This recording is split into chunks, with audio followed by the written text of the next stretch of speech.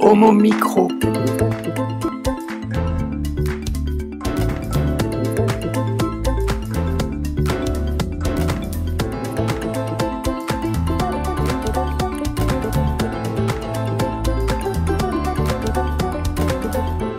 Bonsoir à toutes et à tous, merci de rejoindre l'émission qui se prend au mot. Merci de nous écouter où que vous soyez, bonjour ou bonsoir, parce qu'on peut dire que vous pouvez aussi nous écouter en podcast, en téléchargeant nos émissions. On peut être aussi vu et regardé sur YouTube grâce à notre ami Daniel qui nous filme. Je dis un tout petit bonsoir pour démarrer à notre ami Isabelle qui réalise l'émission radio. Bonsoir Isabelle. Bonsoir Brahim, bonsoir à tous. En 1h30 ce soir, 4 sons que tu vas nous proposer, ouais, n'est-ce pas ? C'est la fête, j'ai 4 sons. Le thème tout de suite ou on en garde le thème, la surprise ? ça va être assez bipolaire en fait. Ça ouais. va passer des larmes au rire, aux larmes au rire, un peu comme dans la vie en fait. Tu es bipolaire ? Non. Non. Non, pas particulièrement. Merci d'être avec nous Isabelle. Nous avons 2 invités avec d'abord Cyril qu'on reçoit en tant qu'invité et même chroniqueur dans le cadre de ton festival Chéri, n'est-ce pas ? Ben oui, exactement, c'est bientôt, c'est la semaine prochaine. Et je suis très heureux de venir en tant que en tant qu'invité et chroniqueur, enfin un peu entre les deux, quoi. Olivia, notre invitée ce soir. Bonsoir. Quel est ton rôle à Chéri ? J'assiste, je m'occupe plus particulièrement de la programmation sur les films trans, et puis après, toi aussi en même temps, tout ce qui est l'organisation du festival, avec Cyril et les autres. Nous allons parler de sport après, donc avant le cinéma, sport et plus exactement de foot. Et nous avons aussi une invitée. Bonsoir Jérôme. Bonsoir Brahim, bonsoir à toutes et à tous. Oui, on a une invitée, c'est Véronica Noceda des Dégommeuses. Bonjour Véronica. Je rappelle que Paris 2018, c'est dans 271 jours et qu'on peut toujours s'inscrire d'ailleurs à www.paris2018.com. On cherche des footeuses, on cherche des footeux. Venez jouer au foot. Ça va être, plus on va être nombreux, plus la fête sera belle. Il y a 3 footeux derrière, à commencer par Éric Brulin. Bonsoir Éric. Bon, tu vas te lancer dans le foot, j'espère. Bonsoir, j'en ai fait il y a très très longtemps. Ouais. Puis après je suis passé à d'autres choses, mais pourquoi pas. Bien. Tu vas nous parler ce soir de couples atypiques, comme par exemple des personnes comme moi qui vivent avec des gens qui ont... 2 fois leur âge. Ouais, 2 fois leur âge. Donc, 2 fois ton âge, par exemple. Bah ouais. Ça fait à peine 90 en fait, si je compte bien. Ça fait 45, 46 quoi. Des couples atypiques. Effectivement, on va parler de couple atypique. Comment on le vit quand on est dans un couple atypique. Ça fait partie de ton expérience de vie ? Non, pas particulièrement, mais il faut savoir parler de choses qui ne sont pas immédiatement nos expériences de vie. Son couple est peut-être atypique, mais je sais que sexuellement, il se défoule pas mal. C'est notre ami Gwenaël. Bonsoir, dans l'Empire du Défouloir ce soir, Brahim. Ce soir, on va parler...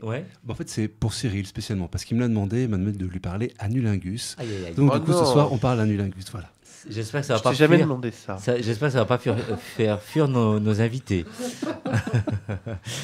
Et après, on passera un peu... tout est sérieux jusqu'à maintenant, mais aux choses sérieuses avec le plus de l'actu, notre ami Nicolas qui est avec nous aussi. Oui, bonsoir à tous, bonsoir Brahim. Non, en fait, pas si sérieux que ça, puisque nous allons aborder un sujet festif. Je reviens sur le néonationalisme européen et son impact sur les minorités, notamment LGBT. Merci de rester avec nous. Homo Micro, l'émission qui se prend au mot. Et nous démarrons tout de suite l'émission pour parler de jeux de la diversité, les Gay Games, jour J, moins 271, Jérôme. Eh oui, tout à fait. Comme on vous a promis avec Brahim, on va vous parler de sport, de ces jeux de la diversité, de culture aussi. Aujourd'hui, avec Véronica Noceda, notre invitée, nous allons parler football, plus spécialement football féminin, puisque pas grand monde en parle. En tout cas, sur l'AFM ou encore dans les journaux dits de sport, on va y revenir. Celle qu'on surnomme les Dégommeuses, c'est une association sportive et militante créée le 22 juin 2012 par des copines joueuses de foot qui ont participé en 2012 au tournoi international de Paris, compétition organisée par la FSGL, la Fédération sportive gay et lesbienne. Depuis, le groupe, il a grandi. Et il se manifeste aussi à travers des actions contre toutes les discriminations, luttant contre le sexisme, les LGBTQI-phobies et l'indifférence. Parce que l'indifférence, ça aussi, c'est important. Faut pas que ça existe pour ouvrir les yeux dans la vie. Alors, et il y a encore beaucoup de travail. Le lundi 6 mai 2013, 2013. Donc l'association venait d'être créée il n'y a pas longtemps, depuis peu. Et les dégommeuses ont été victimes d'insultes sexistes. Elles jouent au foot et elles se sont fait insulter. Le comble à l'époque, c'est que l'arbitre qui s'occupait du match voisin n'a pas arrêté la rencontre pour autant. Vous disiez à l'époque, Véronica, on aime le foot. On croit au foot comme un facteur de mixité, mais c'est un sport qui reste dominé par un esprit très machiste. Des mesures éducatives seraient nécessaires pour faire évoluer les mentalités, fin de citation. Où on en est aujourd'hui avec 165 000 licenciées féminines? Est-ce qu'il y a une vraie évolution quand même? Je pense qu'il y a une vraie évolution, mais je pense que c'est une évolution qui doit vraiment continuer, à la fois sur le terrain sportif, parce que c'est le terrain que nous fréquentons. D'ailleurs, aujourd'hui, je suis là, mais mes camarades sont en train de se défouler pas très loin dans le 20e lors de leur entraînement hebdomadaire, mais aussi dans les fédérations. Et aussi dans les médias, parce que peut-être on reviendra dessus, mais la façon dont on parle du foot féminin est très significative finalement du sexisme qui est présent non seulement dans le milieu du foot, mais je dirais dans la société en général. Tu vas justement parler de la partie média. Exactement, Jérôme. parce que les chiffres de la médiatisation du football féminin restent infimes. Alice Coffin, qui joue aussi dans le club des dégommeuses, a fait une étude sur ce sujet. Elle l'a présentée d'ailleurs le 19 octobre dernier à Paris. On s'est vite aperçu que le football féminin ne rassemblait que peu de pages dans la presse écrite dite spécialisée. Deux nombres qui font froid dans le dos. 1327 pages sur le football, de façon générale, et seulement 28 pages sur le football féminin. C'est-à-dire un peu plus de 2%. Que doit-on faire pour remédier à ce problème ? Parce que c'est bien un problème, c'est un mur. Alors, je pense qu'il faut saisir toutes les occasions pour visibiliser le foot féminin, mais pour nous, évidemment, c'est aussi un vecteur, c'est aussi de visibiliser des femmes qui explorent des terrains considérés comme traditionnellement masculins, en général. Et justement, si on revient à cette étude, ce qui est important de souligner, c'est non seulement que, justement, comme tu disais, que 2% des pages sont consacrées au foot féminin sur l'ensemble des pages consacrées au foot, mais c'est la façon dont on parle du foot féminin. C'est-à-dire que, par exemple, on va voir des articles qui discutent d'un match de foot féminin et on n'aura que des hommes qui prennent la parole dans cet article. Le coach, le staff technique, le masseur, y compris dans un article, on a beaucoup rigolé, le jardinier qui a été cité et pas une joueuse de foot de l'équipe a été citée, donc pour dire. Ou bien quand on regarde l'iconographie, c'est-à-dire les illustrations, les photos qui illustrent ces articles, qu'est-ce qu'on voit? On voit des femmes de dos avec l'entraîneur pimpant, voilà, comme ça, la poitrine bien au vent, et les femmes de dos.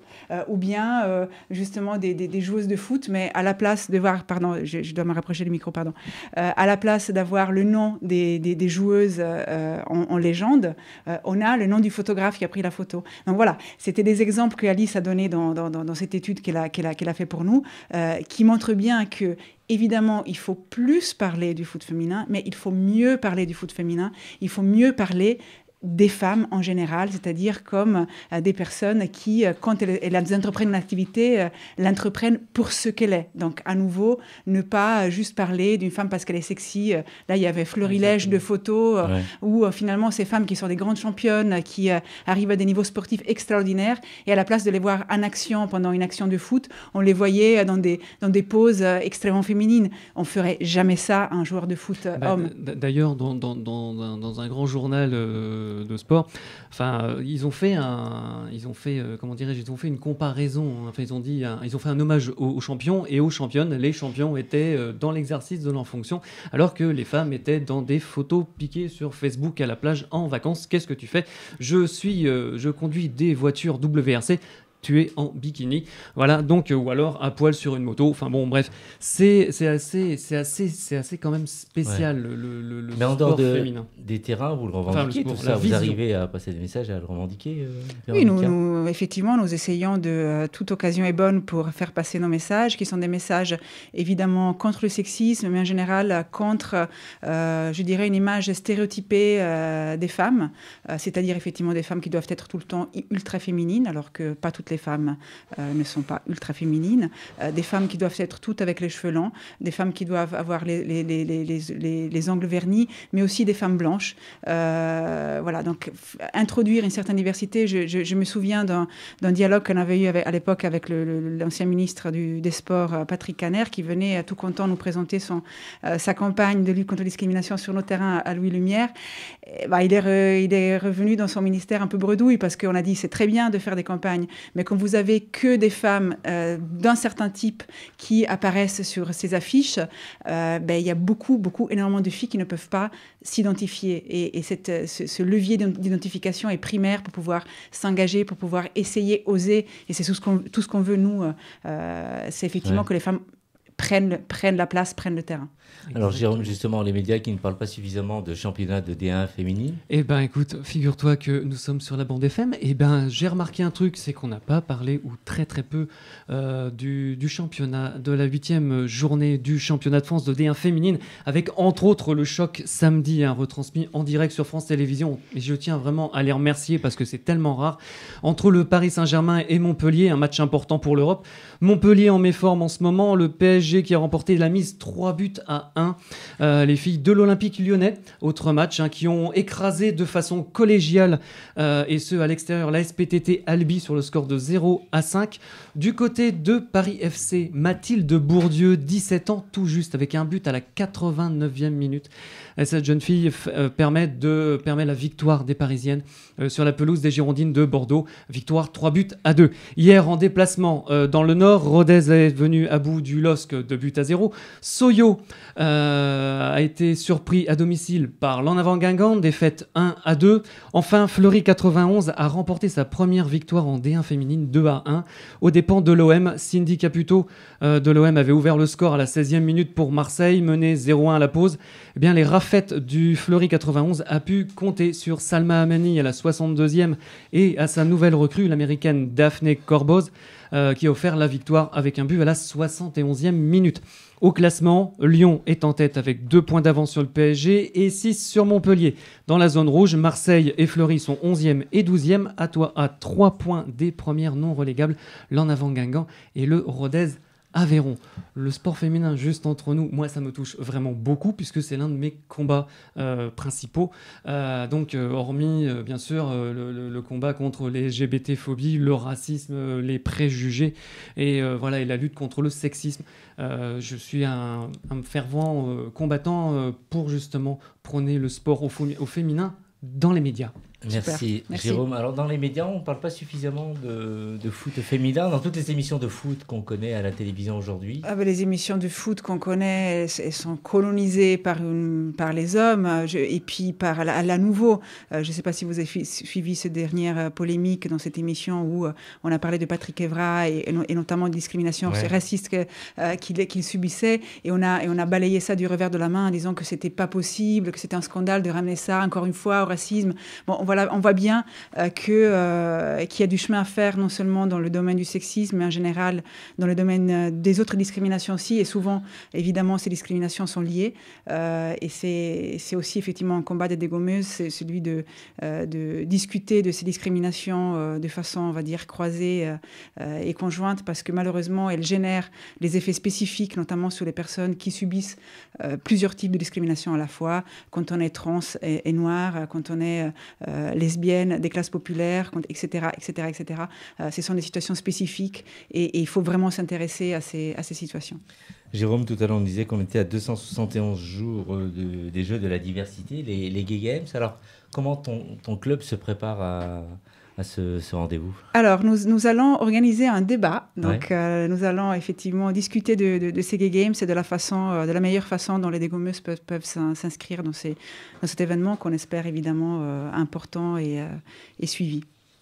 Et combien d'équipes parisiennes vont participer à cet événement? Est-ce que tu connais déjà les futurs inscrits qui vont représenter la province, l'étranger? Alors, il me semble que l'équipe, on va dire, notre grande sœur, qui est le Paris Arc-en-Ciel, qui a donc une équipe masculine, une équipe ou plusieurs équipes masculines et plusieurs équipes féminines, en l'occurrence.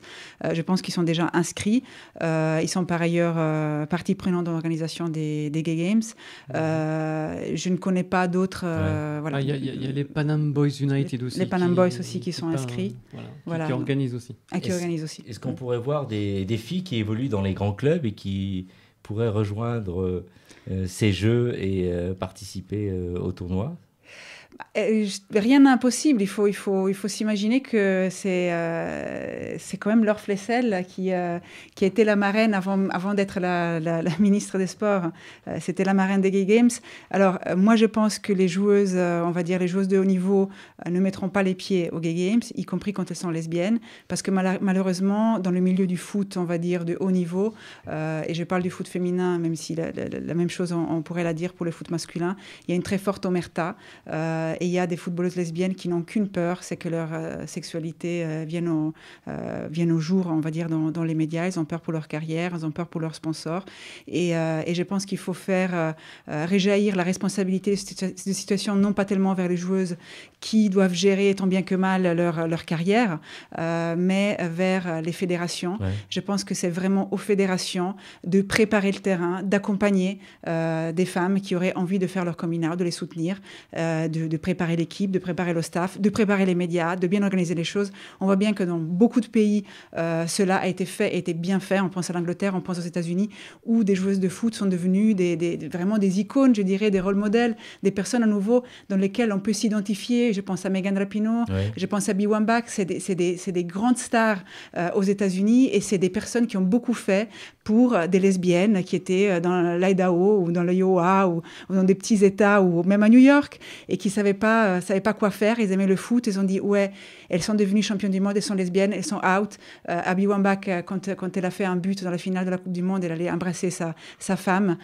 C'est des choses qui peuvent paraître anodines, mais c'est des choses importantes, on le sait. Et je pense ici, toutes et tous autour de la table, c'est des choses importantes quand on a 12 ans et qu'on ne sait pas vers qui s'orienter pour discuter ou à nouveau pour s'identifier, pour exister, tout simplement. Et donc, c'est vraiment un rôle important. Et j'espère qu'un jour, il y aura des joueuses de foot ou d'autres sports qui feront ça. Donc là, c'est plus la responsabilité en fait des fédérations qui doivent en fait faire le premier pas et essayer d'identifier, de rendre visibles les joueuses lesbiennes et leur permettre de... Je pense que les joueuses... Dans les équipes, tout le monde sait qui est lesbienne, qui ne l'est pas, etc. Je veux dire, c'est vraiment des secrets de polichinelle. Et d'ailleurs, je pense qu'il y a une relative liberté au sein des équipes. Oui. Par contre, c'est au niveau de la communication, c'est au niveau de ce qu'on en fait.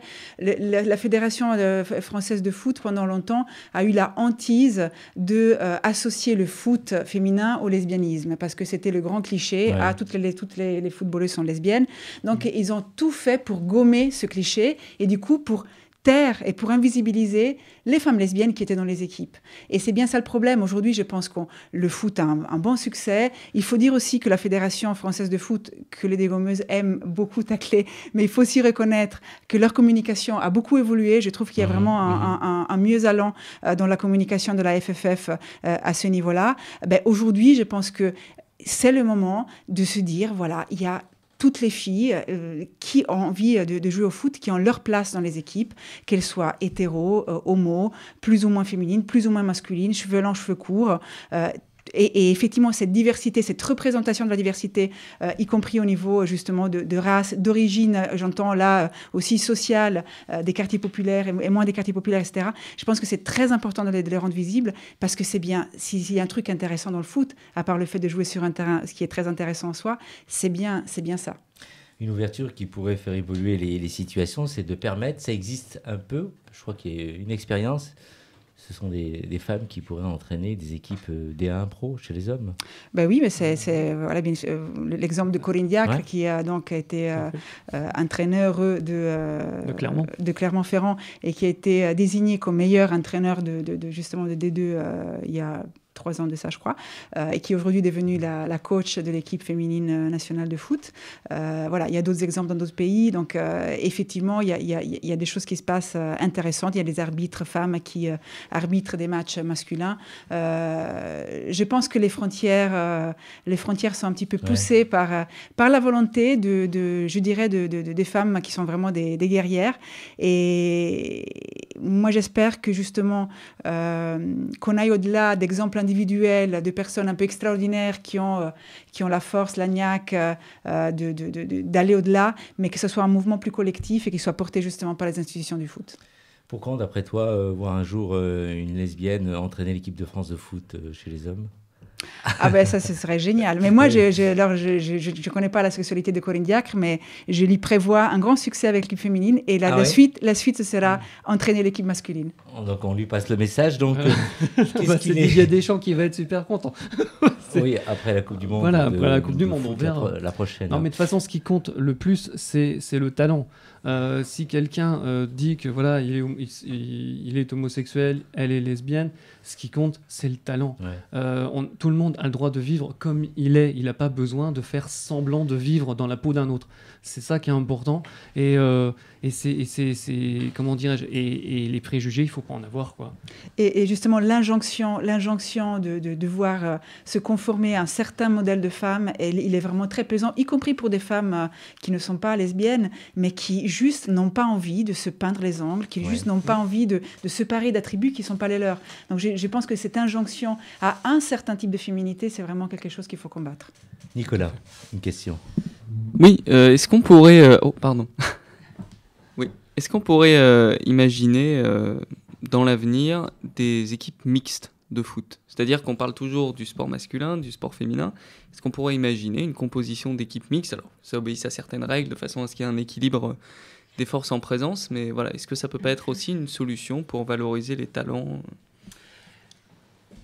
Alors, le débat sur la mixité dans le foot est très présent. Par ailleurs, les dégommeuses ont l'habitude de jouer à mixité dans des tournois, etc. Alors, c'est vraiment un cadre pas facile parce que dans la mixité, on retrouve les réflexes, les automatismes de la vie courante. C'est-à-dire, en gros, les mecs se passent la balle entre eux et les nanas, elles regardent parce qu'ils ne reçoivent jamais le ballon. Donc, je fais simple. Hein, mais c'est-à-dire qu'il faut vraiment sensibiliser les garçons qui jouent avec les filles pour que ça soit vraiment un jeu collectif, un jeu d'équipe. Par ailleurs, j'ai envie de dire aussi autre chose. Souvent, cette question de la mixité, elle revient quand on parle de foot féminin. Elle revient rarement quand on parle de foot masculin. C'est-à-dire qu'on a presque l'impression que demain, il y aura des équipes masculines et des équipes mixtes. Je sais bien que ce n'était pas ce que tu voulais dire, mais souvent, ce débat-là, il revient quand on parle de foot féminin. Et j'ai envie de dire, bon, voilà, célébrons ce qui est aussi le foot féminin, ces nanas qui se défendent sur un terrain, qui sont vraiment extraordinaires dans leur pratique sportive. Mais après, réfléchissons aussi, pourquoi pas, à la pratique du sport en mixité. Mais j'ai envie de dire, ce n'est pas si facile que ça. Nicolas qui voulait reprendre, ensuite on laisse la parole à Eric Brulin. Ouais, en fait, c'était même plus extrême, c'est-à-dire que je pense qu'il faudrait qu'il n'y ait que du sport mixte. En fait, la réflexion, elle vient du fait que, comme le sport féminin est systématiquement masqué, mais c'est pas uniquement sur le foot, par exemple sur les JO ou sur l'handisport, etc. Il y a toujours une comment dire, un gommage de tout ça et une mise de côté. Donc voilà, mais effectivement, moi, je serais davantage favorable à ce qu'il n'y ait plus de sport masculin à proprement parler. Oui. À nouveau, c'est un débat, je pense, très riche, très intéressant. Par ailleurs, on voit bien que les catégories de femmes et hommes, elles sont remises en question fort heureusement, j'ai envie de dire, même si ça a été des histoires personnelles assez douloureuses. Je pense bien sûr à Castelsemagna, notamment avec la participation des intersexes, avec la participation des personnes trans dans les compétitions de haut niveau. Voilà, tout ça est un débat et à nouveau, je trouve que le sport, c'est vraiment c'est un terrain de réflexion, d'expérimentation assez extraordinaire parce que tout le monde a envie tout le monde regarde des JO, tout le monde, même si on se dit on n'aime pas les sports, etc. Finalement, c'est quelque chose qui réunit malgré tout et qui permet une parole. Et je trouve que c'est ça qui est extraordinaire, c'est-à-dire que finalement, tout le monde se sent à peu près légitime de dire quelque chose sur le sport, même si parfois on dit beaucoup de conneries, mais peu importe, c'est un lieu d'expression et c'est pour ça que c'est vachement intéressant. Ça fait vraiment débat en tout cas. C'est vrai que quand on avait consacré un quart d'heure, on arrive déjà à 24 minutes. C'est passionnant. Je vais encore faire tourner un peu la parole. Oui, vite pour finir. Juste pour finir, Eric m'en excusera. La mixité dans le sport est possible. Il y a des sports qui réussissent leur mixité, que ce soit le tennis, que ce soit le handball aussi, parce que ça réussit autant les hommes, les femmes, et puis même le dodgeball qui ne se conçoit que mixement, que avec la mixité. Olivia souhaitait intervenir. Oui, tu as évoqué les personnes trans dans le sport. Alors, il y a une grande difficulté pour elles quand, mettons, un homme devient une femme. On ne peut pas le mettre dans la catégorie des femmes parce qu'on considère justement qu'ils ne sont pas à armes égales, qu'ils ont physiquement un avantage. Alors, est-ce que dans les équipes de foot, actuellement, il y a un cas où il y a des cas comme ça de joueuses trans qui pourraient intégrer des équipes féminines? Alors, si tu te réfères à des équipes on va dire, de haut niveau, plus ou moins professionnalisées, moi, je n'ai pas cet exemple en tête, mais peut-être il y en existe, mais c'est rare. Moi, je pense que ça n'existe pas, à moins que tu connaisses un exemple. C'est pas en football, c'est en tennis. Il s'agit de René Richards, qui, dans les années 70, début des années 80, a même pu participer à l'US Open en tant que joueuse transsexuelle, après un procès. Et ensuite, elle est devenue entraîneuse, enfin on dit souvent coach, donc c'est un peu un terme neutre malheureusement, coach de Martina Navratilova. Ah oui. Donc c'est une personne qui a eu vraiment une position médiatique très importante et qui a joué également beaucoup pour la position des transsexuels dans le sport international. Et un dernier point aussi, je crois que ça sera projeté dans Chéri Chéri. Il y a un film qui sort qui s'appelle The Battle of Sexes, qui pour moi pose un problème, c'est celui de comparer, vouloir absolument comparer l'homme et la femme dans le cadre du sport. Mais en tout cas, derrière, c'est une histoire vraie qui a permis à Billie Jean King de faire énormément progresser la cause des femmes dans le sport et l'égalité de traitement, notamment au niveau des prix entre hommes et femmes. Cyril, justement. Ah bah oui, en même temps il a tout dit, hein, voilà. Mais le film, non mais c'est vrai, j'ai pas grand chose à rajouter, sauf que le problème de la comparaison, justement, il est très bien traité dans le film, et vraiment je vous invite à le voir parce que c'est une hymne au féminisme et à tout ce que le sport peut véhiculer comme valeur positive. Véronica, pour finir, on peut vous rejoindre, enfin l'événement va se dérouler où pour la partie foot en région parisienne, c'est sur quel terrain? Tu parles des Gay Games? Oui, pour les Gay Games. Alors, je ne sais pas. Je ne suis pas préparée, c'est dans un an. Donc, ceci dit, elle s'entraîne dans le 20e.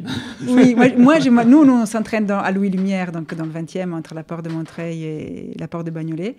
C'est notre quartier de prédilection. Je ne sais pas dans quel stade vont se tenir les compétitions de foot des Gay Games. Mais... C'est au stade de Tremblay. Ok. Ouais, dans 93. D'accord. Et dites-moi, vous attendez de nouvelles joueuses, hein, c'est toujours possible, bien sûr. Alors, nous avons cette année, après des années de plaidoyer, nous avons pu décrocher un grand terrain on jouait sur un demi-terrain. C'est du foot à 7 qu'on fait, donc c'est super.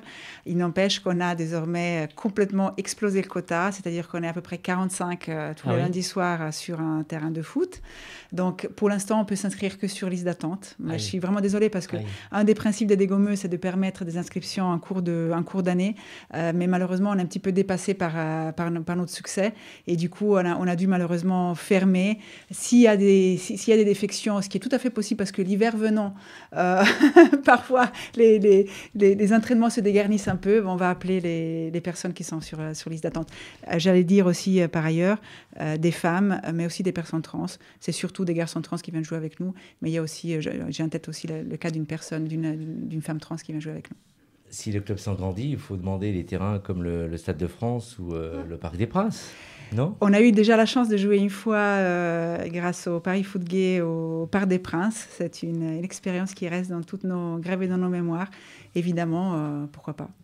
Merci Véronica. L'adresse de votre site internet www.lesdugommes.org et puis Instagram, Facebook, Twitter. Merci Véronica. Homo Micro, l'émission qui se prend homo. Après avoir parlé de sport, nous allons parler de couple atypique dans le cadre de la chronique de notre ami Éric Brulin. Vivons gaiement. Mais Olivia, donc tu es une des marraines de Chéri Chéri, mais que fais-tu exactement dans la vie? Je sais que tu écris des livres, on aimerait bien que tu te présentes en quelques mots. Bon, je suis architecte et urbaniste, ça c'est ma profession. Sinon oui, en dehors de ça, je m'applique beaucoup dans tout ce qui est la question trans et aussi la question du genre. Donc je fais des conférences sur ce sujet-là, j'écris des livres et des articles. Voilà, et donc bien sûr maintenant je participe pleinement à Chéri Chéri. Ouais. Et bientôt tu auras joué au football avec les dégommeuses. Voilà, avec mes cheveux blancs, je vais dénoter un peu. Hein. Non, il y a de la place pour tout le monde. Vivons gaiement. Alors, Eric, dans ta chronique Vivons gaiement, tu as choisi aujourd'hui de nous parler des couples atypiques. Tu t'es inspiré de moi? Tu t'es dit, Brahim, c'est un personnage un peu mystérieux, bizarre, qui fréquente des personnes... Non, en fait, je me suis souvenu de ce qui m'arrive souvent l'été. Quand vous savez, vous êtes sur la plage, dans un lieu très agréable, peut-être sur une plage gay, et puis il fait beau, vous prélassez au soleil, tout d'un coup vous vous levez, vous contemplez l'horizon, et là vous voyez une superbe éphèbe qui sort de l'eau, magnifique, qui marche dans le sable comme s'il n'était même pas brûlant, alors que personne ne peut le faire. Et vous le regardez, vous gesticulez un petit peu, vous vous dites, il va me voir. Non, pas du tout. Vous êtes complètement invisible. Et là, hop, il s'approche d'une serviette. Et qui l'accueille? Un type que vous trouvez super moche, vraiment pas assorti avec la bombasse que vous venez de voir. Et vous vous dites, comment ces deux-là peuvent-ils bien être ensemble? Et bien, c'est le thème de ma chronique ce soir. C'est comment se construisent et comment vit-on à l'intérieur d'un couple atypique ou mal assorti ou alors mismatch, comme disent les Britanniques et les Anglo-Saxons. Alors, quelles sont les différences les plus flagrantes, Eric? Alors, dans les couples atypiques, on peut avoir le cas que je viens de citer, celui du beau et du moche, même si tout est très relatif, du plus jeune et du moins jeune, du plus mince et du moins mince, du plus musclé et du moins musclé. Bref, ces gens-là ont choisi de vivre ensemble, bien qu'ils soient très différents. Alors, pour illustrer la chronique ce soir, parce qu'il y aurait tellement de cas différents à évoquer, on va se concentrer sur le cas qui concerne la différence d'âge. Alors, généralement, la première chose qui nous vient à l'esprit quand on voit un couple dans lequel il y a une différence d'âge, eh bien c'est, je vous le donne en mille, il y en a un qui est là pour l'argent. Forcément, le jeune doit être là pour l'argent, il lui faut une compensation. On évacue très rapidement l'idée que chez ce jeune-là, il puisse y avoir quelque chose qui cloche. On se dit non, forcément. S'il est avec un plus vieux, c'est que le plus vieux, il est plein de sous et qu'il lui cède à tous ses caprices. Alors moi, je vais vous dire que ce préjugé-là, eh bien, il a pris une grosse claque le jour où l'un de mes amis, qui frôlait la cinquantaine, s'est mis à sortir avec un garçon qui avait la moitié de son âge. Alors, mon ami, il n'était pas du tout fortuné. Il avait même une situation financière un petit peu tendue à ce moment-là. Et à l'inverse, le jeune, lui, il était issu d'une bonne famille qu'il soutenait financièrement assez largement. Et donc, la question d'argent était complètement inversée. Et ce qui est intéressant, c'est que le jeune était très épris de mon ami. Il lui disait, moi, je veux une relation monogame, exclusive, etc. Et finalement, au bout de 3 ans, ils se sont séparés. Et c'est le plus âgé qui a demandé le divorce d'une certaine manière en disant, moi, je veux une relation plus ouverte. Alors, vous voyez, cette idée d'aspect financier qui guiderait le plus jeune et le plus vieux, dans un couple atypique, souvent, eh bien, ça a du plomb dans l'aile. Là, tu voulais parler de moi. Mais Brahim, tu es jeune et riche, oui. Et beau et célèbre. Je suis tout.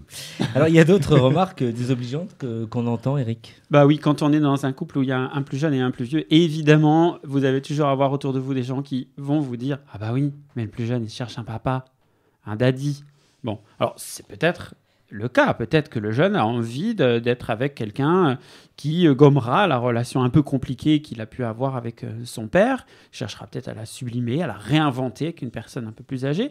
Mais c'est pas forcément ça. Vous avez aussi des jeunes qui ont des attirances pour des personnes un peu plus âgées, tout simplement plus mûres, avec une expérience différente, un style de vie différent, et qui ont envie de vivre avec quelqu'un d'un peu plus âgé pour accéder justement à cette plus grande expérience, à une forme de confiance en soi ou à des conseils qui pourraient leur être utiles au quotidien et avec lesquels ils sont plus à l'aise, avec cette stabilité qui manque parfois aux plus jeunes.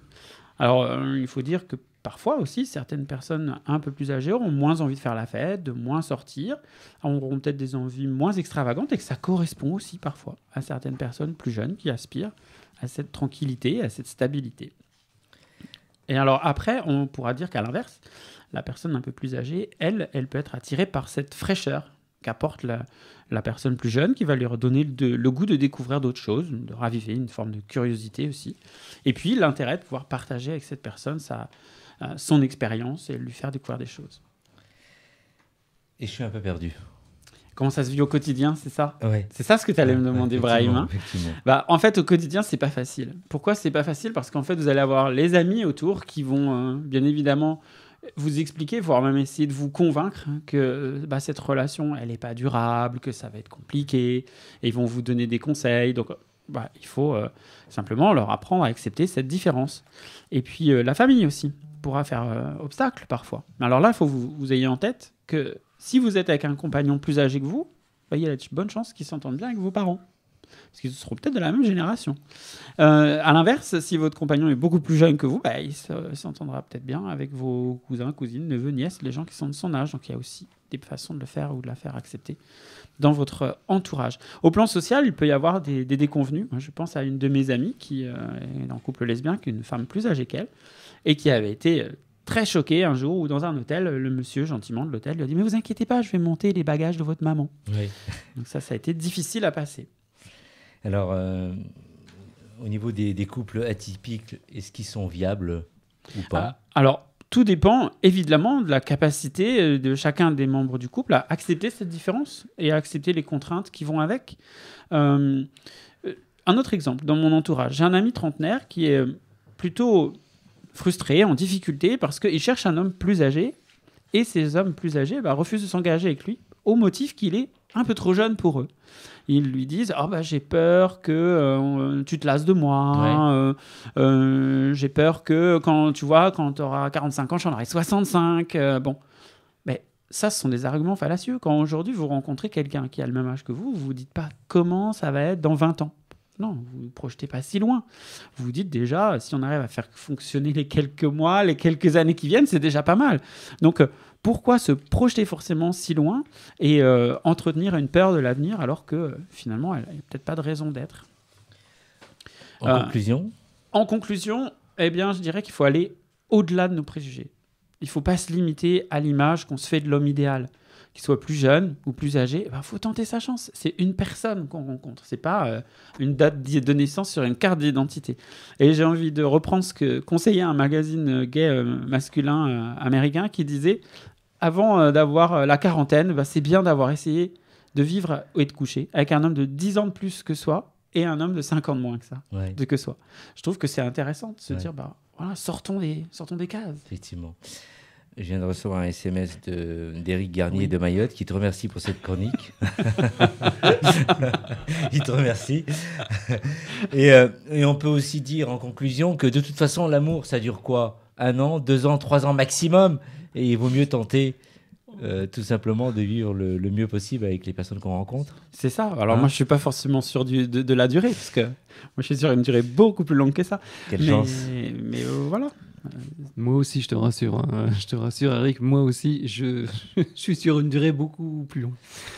Mais toi, tu vis avec une femme.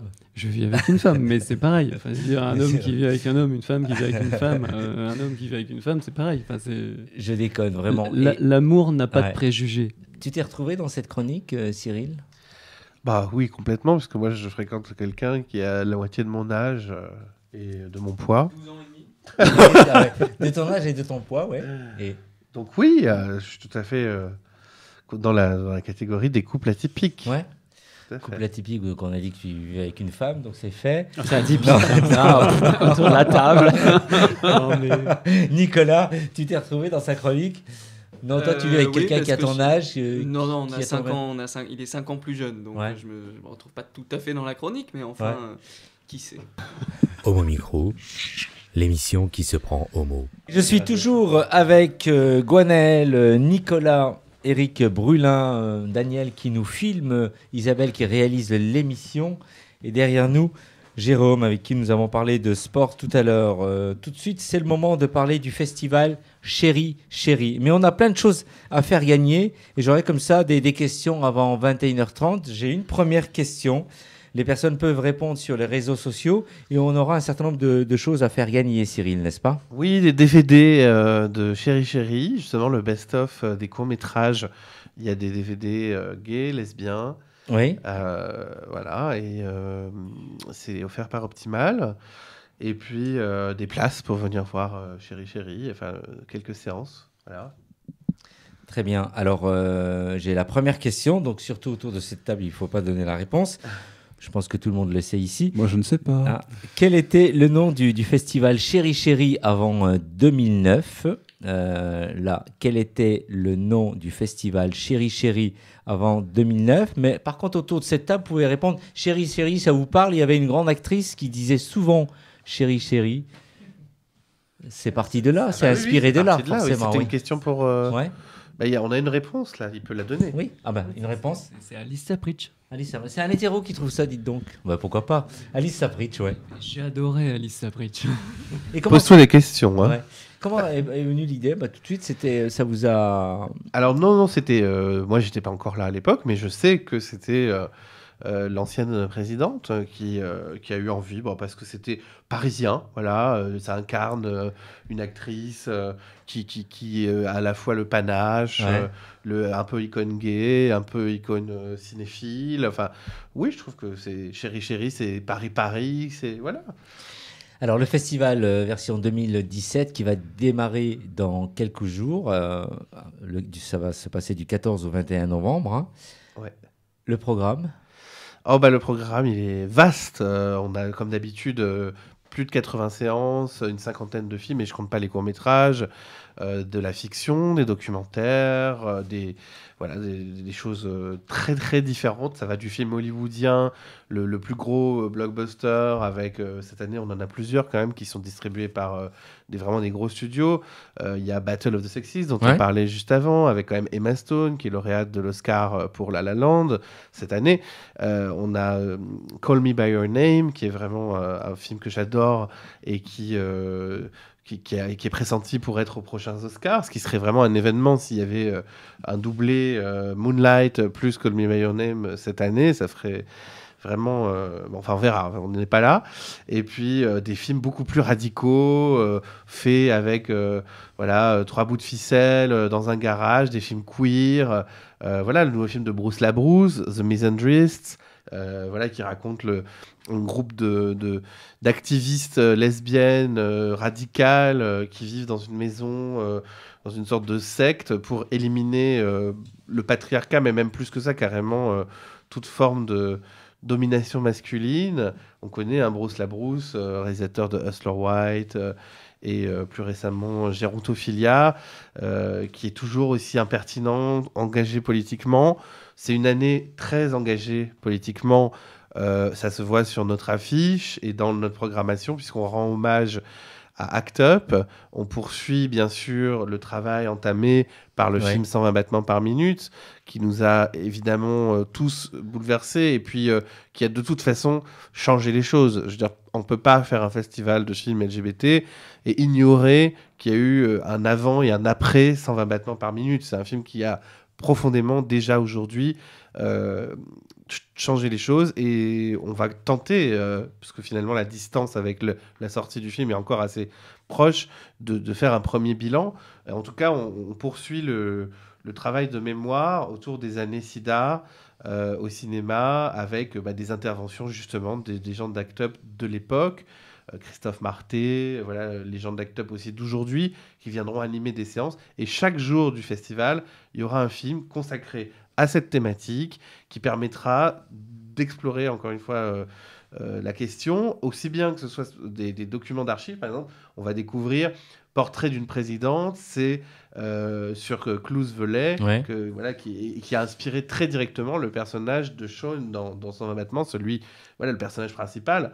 Et puis un documentaire qui s'appelle Zap, où on est au cœur de l'Act Up des années 90, vraiment les zaps, justement, les fameuses interventions choc d'Act Up, et tout ça on le voit en version vraiment documentaire, d'archives, d'époque.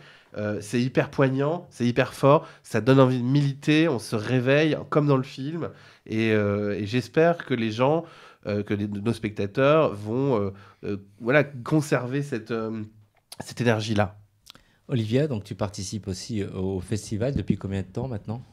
Ça va faire 3 ans maintenant que je participe. Oui, Cyril a très bien évoqué. Là, cette année, c'est un festival qui a une programmation très riche. Sur tous les thèmes. Il a parlé des fictions et des longs métrages, mais il y a aussi plein de courts métrages et des documentaires.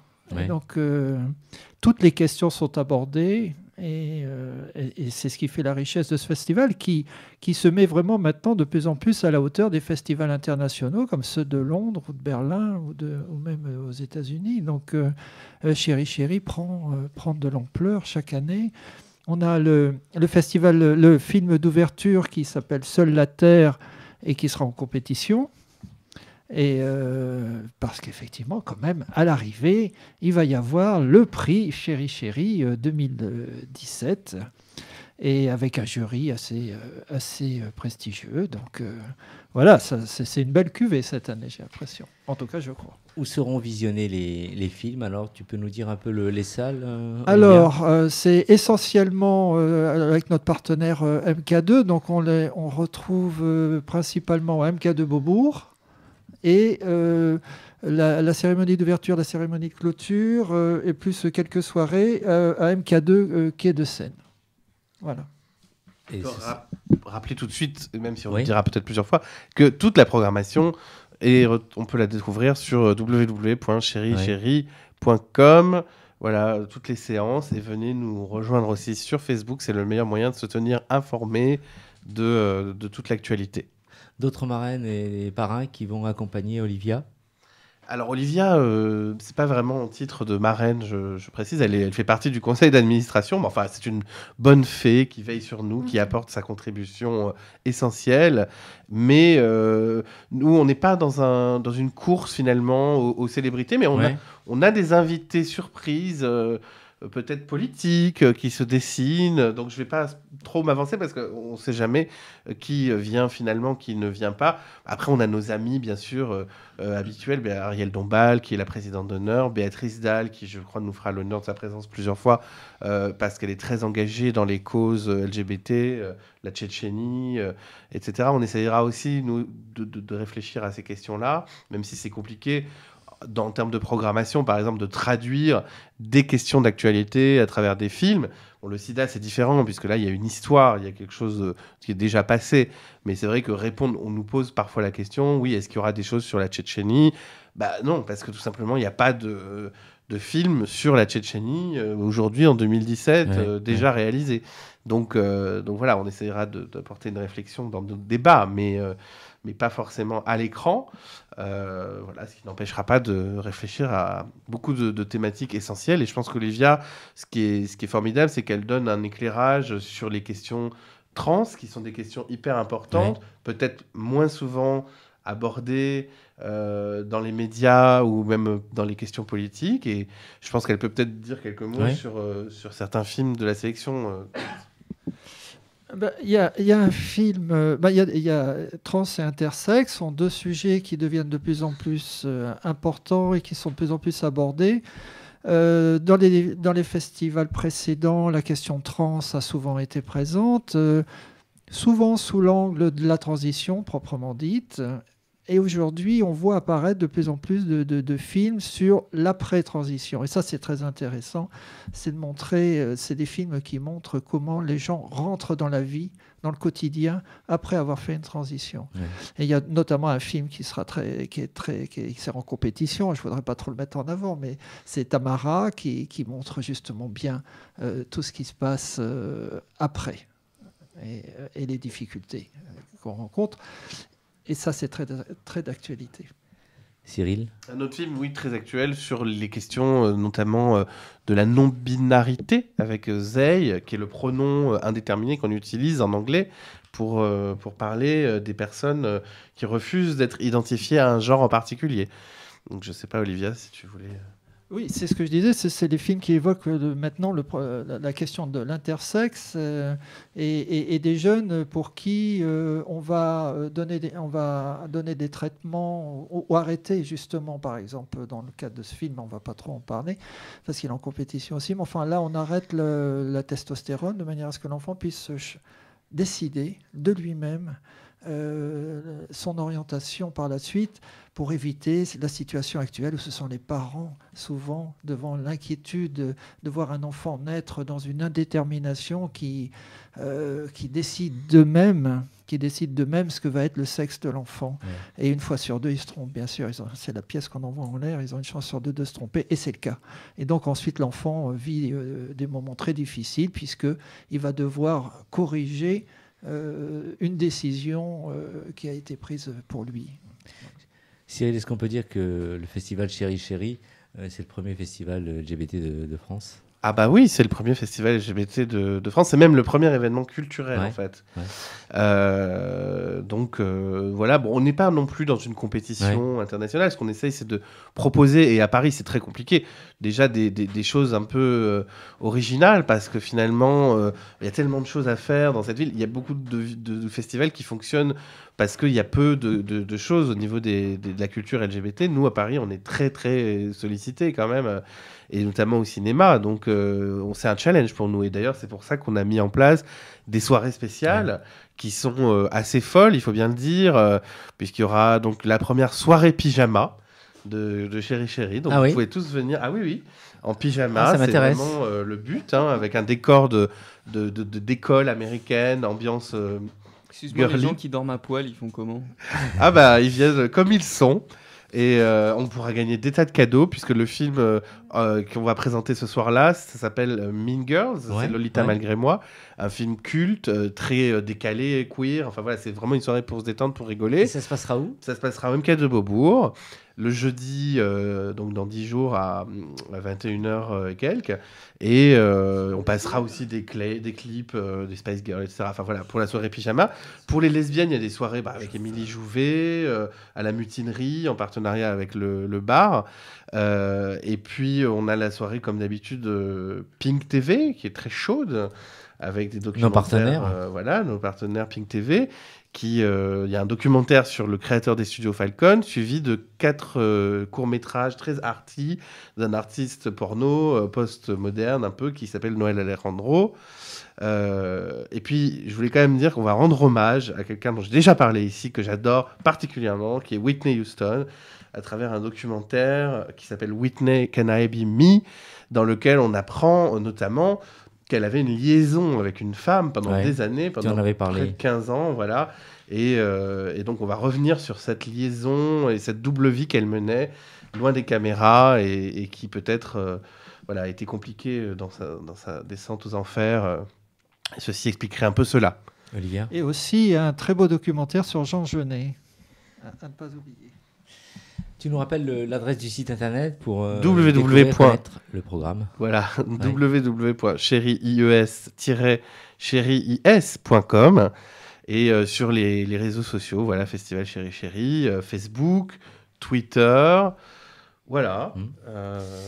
Donc la soirée d'ouverture de Como Micro sera donc présente et on aura donc la caméra de Daniel. Moi j'aurais voulu savoir si ces comédiens acteurs sera présent. Ah bah ça sera la surprise, ça c'est pour la soirée de clôture, le film Marvin. Ah ouais il sera peut-être là. Il sera peut-être là, oui, parce qu'il est parisien. Il est. En plus. Bah oui, c'est l'acteur principal du film d'Anne Fontaine qui va être lui aussi un événement. C'est vraiment fou, parce que je voulais juste dire une dernière chose, c'est que cette année, c'est vraiment une année exceptionnelle en termes de cinéma. On a eu Moonlight. On a eu évidemment 120 battements, on a eu d'autres choses qui arrivent encore, la Call Me By Your Name, Marvin, qui est quand même un film français qui parle de l'homophobie, du rapport compliqué avec la famille. Enfin, c'est vraiment un événement. Et au milieu de tout ça, voilà, on essaye, nous, de proposer des choses très, très différentes. Voilà, il n'y a pas que les gros films non plus. Olivia. Voilà, donc on aura compris, c'est un festival LGBT, mais c'est surtout un festival cinéphile. C'est vraiment du cinéma. Alors, on a plein de cinéphiles autour de nous, et j'espère que vous irez tous, l'équipe de Mon Micro. Eric Brulin. Oui, moi j'ai noté le jeudi pour aller voir The Battle of Sexes. Nicolas, toi? Oui, moi je vais essayer de venir. Je voulais juste dire un truc, on parlait tout à l'heure de Bruce Labrousse, et il a réalisé un autre film qui est Gérontophilia, et qui rejoint un peu la chronique précédente sur la différence d'âge. Non, mais c'est un film qu'il fallait voir, parce que c'est rare que Bruce Labrousse soit diffusé aussi largement au cinéma. Pour le coup, c'était vraiment un très très beau film. Donc, Gwenaël. Moi j'ai noté la soirée pyjama, clairement. Ça, franchement, j'avoue que ce sera vraiment un vrai plaisir que de t'y rejoindre. Pas la soirée porno, ça m'étonne de toi quand même. C'est le boulot, le porno, c'est un peu ennuyeux. C'est ouvert aussi. On a envie de se changer un peu les idées. C'est ouvert aussi à nos amis hétéros. Est-ce que ah non, c'est fermé. Alors là, on laisse pas rentrer.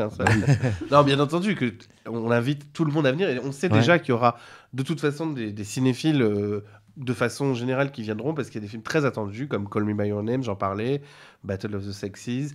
Et aussi, je voulais juste donner une petite précision, c'est cette année, on aura pour la première fois une série en avant-première, parce que je sais qu'on nous l'a beaucoup réclamé, qui s'appelle c'est une exclusivité absolue, Dropping the Soap, avec Jane Lynch, vous savez, la prof de sport de Glee, série américaine où elle vient de remporter un Emmy Award, très attendue, et en exclusivité à Chéri Chéri, vous pourrez découvrir Dropping the Soap.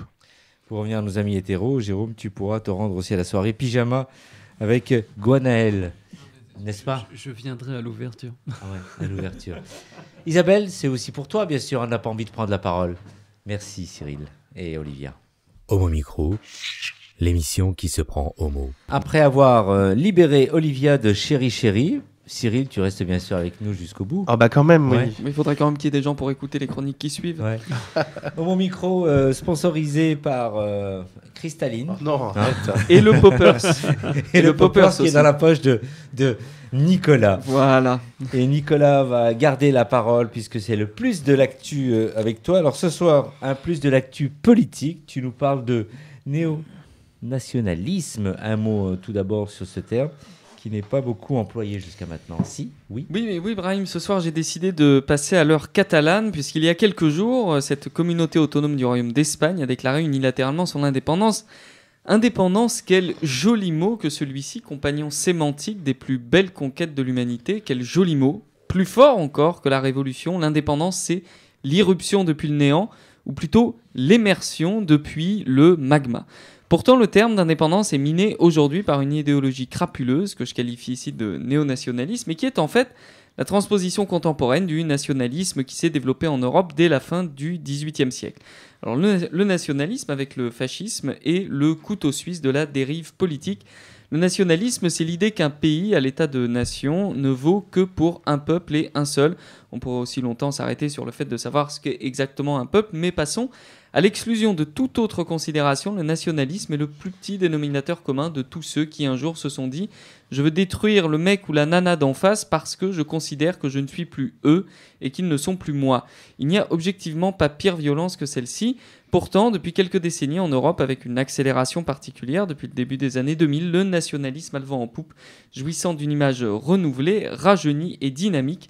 Le nationalisme est devenu fun et surtout respectable. Alors d'où l'émergence de ce néo-nationalisme Exactement, Brahim. Face à une opinion publique qui, si elle l'oublie chaque jour un peu plus, est encore largement habitée par le souvenir de la Shoah et plus généralement des massacres de masse survenus en Europe au XXe siècle, les mouvements se réclamant ouvertement du nationalisme n'ont jamais réussi à percer significativement la carapace des démocraties de l'après-Seconde Guerre mondiale.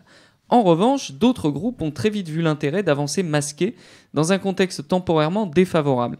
Les néo-nationalistes sont ces nations nouvelle génération, moins cons sans doute et par corollaire plus dangereux encore que leurs aînés, qui se sont installés dans le lit tranquille de la haine de l'autre. Populisme de droite, antimondialisme, nativisme, protectionnisme, anti-immigration sont autant de variantes du même mal, à chaque fois avec une option différente, mais dans tous les cas répondant à une logique d'enfermement. Les termes sont encore toutefois un peu anxiogènes, ils sapent davantage qu'ils ne promeuvent l'idéologie. C'est là qu'intervient l'indépendantisme. Ce mot est présentable et le combat qu'il décrit est recevable. Pourtant, c'est bien le nationalisme qui le sous-tend.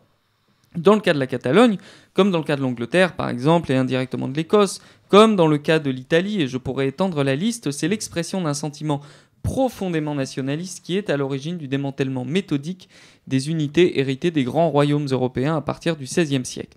Il n'est pas question ici évidemment de glorifier l'unité coronaire, après tout ce qui a été fait peut très bien être défait, mais de comprendre qu'en aucun cas, qu'à aucun moment, la pulsion nationaliste, même lorsqu'elle est maquillée en indépendantisme, ne s'opère dans l'intérêt des personnes qui constituent les peuples, et j'utilise ici des guillemets.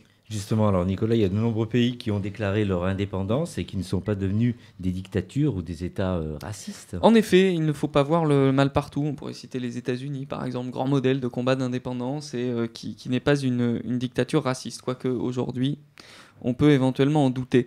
Mais il serait quand même naïf de ne pas se méfier un petit peu. Les indépendantistes européens d'aujourd'hui sont engagés dans deux combats idéologiques complémentaires. Le premier concerne le rejet d'une immigration jugée excessive. Le second est un combat encore plus féroce contre le vol fiscal supposé dont seraient victimes les indépendantistes riches, obligés d'aider les plus pauvres des régions ou des États voisins. Dans les deux cas, les luttes se rejoignent dans un rejet express de toute forme de solidarité.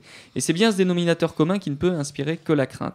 L'Angleterre, qui a fait récemment le choix de quitter l'Union européenne, l'a fait pour des raisons racistes et financières, un délit de solidarité. La Ligue du Nord en Italie, qui aspire à l'indépendance de cette région, rejette l'immigration et se considère comme fiscalement spoliée par l'Italie du Sud, plus pauvre. Pour ce qui concerne l'Écosse, c'est plus flou, mais c'est plutôt la possibilité de récupérer seul plus d'argent de l'Europe qui semble aujourd'hui motiver l'indépendantisme. Pour ce qui est de la Catalogne, l'argument économique tient le haut du tableau avec le grand classique « Nous sommes riches, les autres sont pauvres, restons donc entre nous ». Pourquoi la Catalogne accepterait de payer demain à l'Europe ce qu'elle refuse aujourd'hui de payer à l'Espagne ? Pourquoi la Catalogne accepterait de payer pour une région hongroise ou polonaise quand elle refuse de payer pour la Rioja ?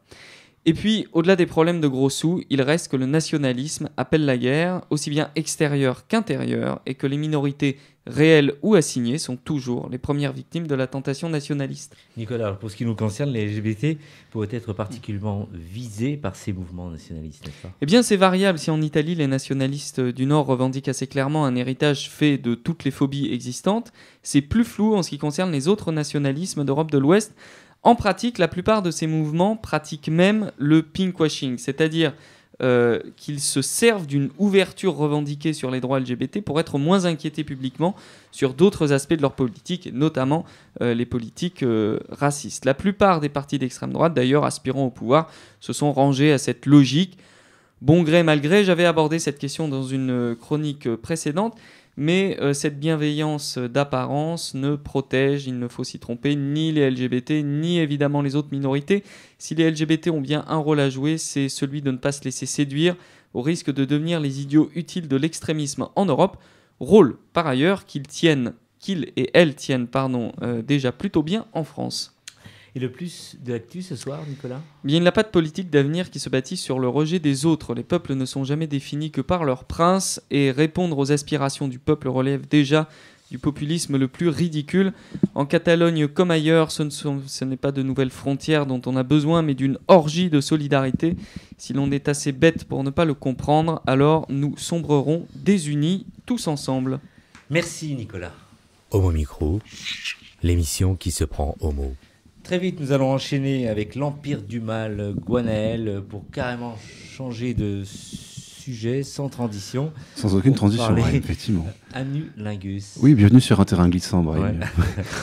L'anus, c'est une zone repoussante, en fait, au premier abord, mais c'est ô combien intéressant, parce que l'anus, en fait, contient de nombreuses terminaisons nerveuses et des zones extraordinairement érogènes qu'un bon coup de langue peut réveiller et rendre très réceptif.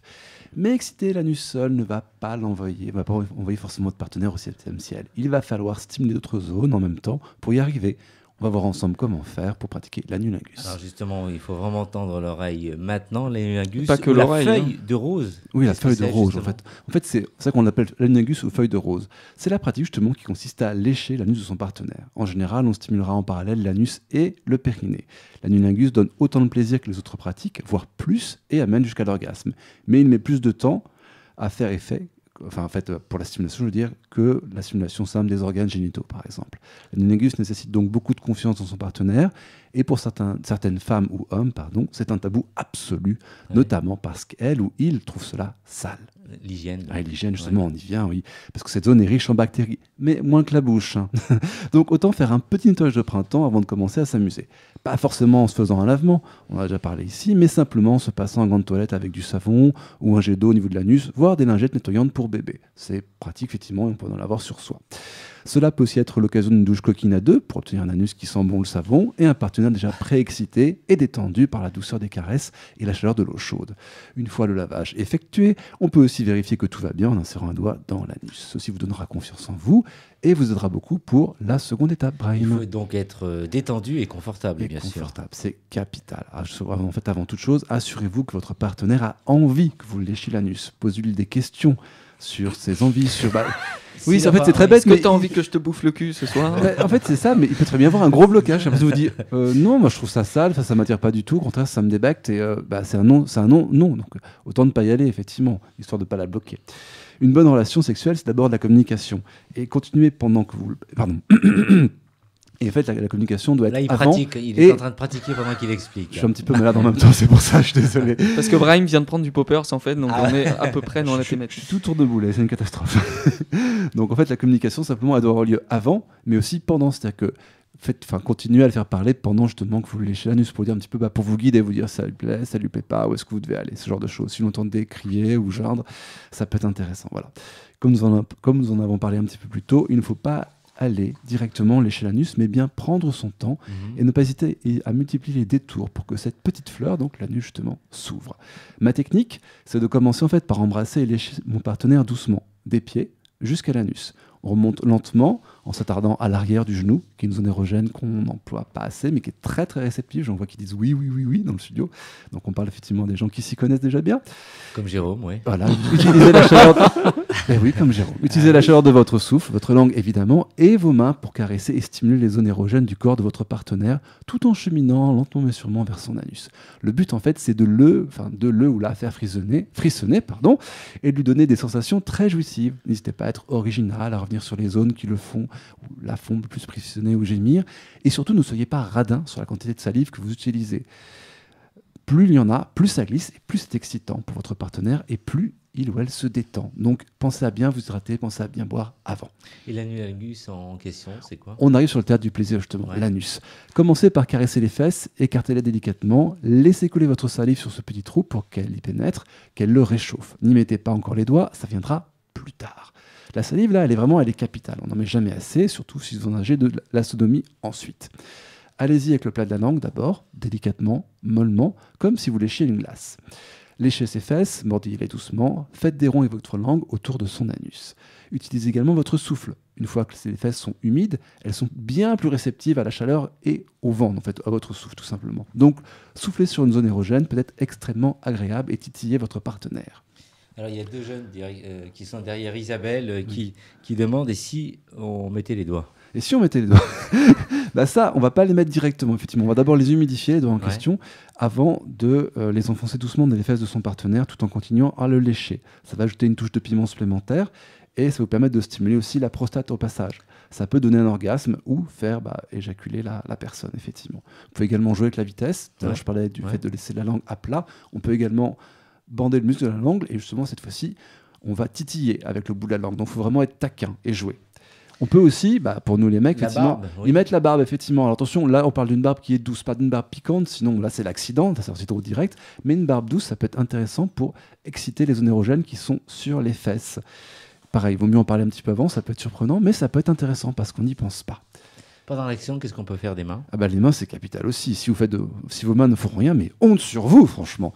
Caressez son corps, ouvrez ses fesses pour vous enfoncer plus loin dans son anus, soulevez votre partenaire pour le faire sentir votre force, votre détermination, et le ou la poussée à se livrer à vous et à s'abandonner à vos caresses. Alors c'est vous, entre guillemets, le mâle alpha dominant. Cet abandon, ça va permettre d'atteindre plus facilement la jouissance pour votre partenaire. Vous pouvez aussi donner quelques claques ou fessées sur ses fesses si votre partenaire aime cela, les secouer, les palper. Tout est bon pour lui donner plus de plaisir. Par contre, Brahim, je vous déconseille de le ou la masturber si vous le pénétrez rapidement, car l'excitation fait se refermer l'anus, c'est-à-dire qu'il y a une crispation.